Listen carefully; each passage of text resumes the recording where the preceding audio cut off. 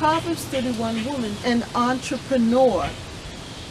And this is the verse that I've been meditating on.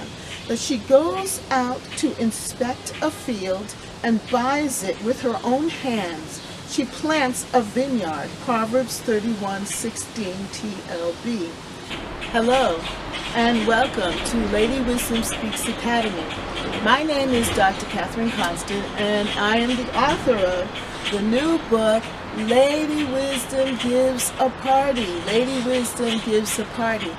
And Lady Wisdom Gives a Party is based on the book of Proverbs. It's a devotional journal in which we go through and we look at different proverbs in the book of Proverbs, and we study it and meditate on it. We ponder it. We personalize it. We practice it. We praise and we pray over it. Yes. And so I've been looking at the Proverbs 31 woman. And that's the person or the personification of wisdom at the last chapter in the book of Proverbs. And in it, it talks about the Proverbs 31 woman being an entrepreneur. And this is the verse that I've been meditating on. That she goes out to inspect a field and buys it with her own hands. She plants a vineyard. Proverbs 31:16 TLB. The entrepreneur, the Proverbs 31 woman. And in my journal, I write, Lady Wisdom asks, how is your business sense? And I feel that this is the season for women, that this is the season of women empowerment. And whatever we as women decide to do with God, putting God first in our lives and listening to His purpose and will for our lives, and then really focusing in on it, that we're going to be very successful. And I just like this verse because it says that the Proverbs 31 woman, that she goes out to inspect a field. And to me, that inspecting a field is like inspecting a business, inspecting some form of investment that you want to make, something that you want to do, a skill or a talent that you want to make into a business. And she buys it. That means that we have to invest in whatever it is that God has given us to do. We have to decide that we're worth it, and the idea that God has given us is worth it, and that we're going to have to spend some money, put some investment into it. And with her own hands, that means that the hustle has to come on. You really have to hustle it. You're going to have to work hard. You're going to have to put things together. And she plants a vineyard. Then you get it established, and then you work it. You work it, work it, work it. And that's with any business. And so the Proverbs 31 woman, right in this little verse, she goes out to inspect a field and buys it with her own hands, and she plants a vineyard. Proverbs 31:16 there's a lot in that one little verse. There's a lot of meat.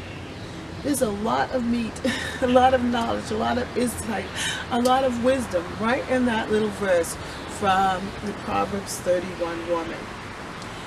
And she is an entrepreneur. An entrepreneur is someone who's willing to take a risk on a business venture. Someone who's willing to step out there and to follow their dreams, follow their purpose. And it's risky, but it's still exhilarating and fun and exciting. And because you're working from your heart, something that you really want to do, especially if it's based on God's plan for your life and God's purpose for your life, then it's going to be exciting. So even through the hard times, the difficult times, you're willing to pursue God's purpose and will. And what we need to do is to become focused on the plan, focused on the work. And so today, the two words I'm really pushing are focus and purpose. And this wonderful woman, the Proverbs 31 woman, the entrepreneur, she knew her purpose. She knew that she wanted to buy a field and that she wanted to create a vineyard. So she went scouting out and looking for that plot of land that she was going to cultivate. Hallelujah. That makes me feel good. So we have to decide on, figure out what it is, the purpose, what it is that we're supposed to do. What is our piece of land that we need to cultivate? And then we need to buy it, invest in it. And to me, investing in something is not just monetary, but also in your emotions, in your time, in your thoughts. You know, you're investing time in what it is, that purpose, with your thoughts, your emotion, your time, hallelujah, your money, yes.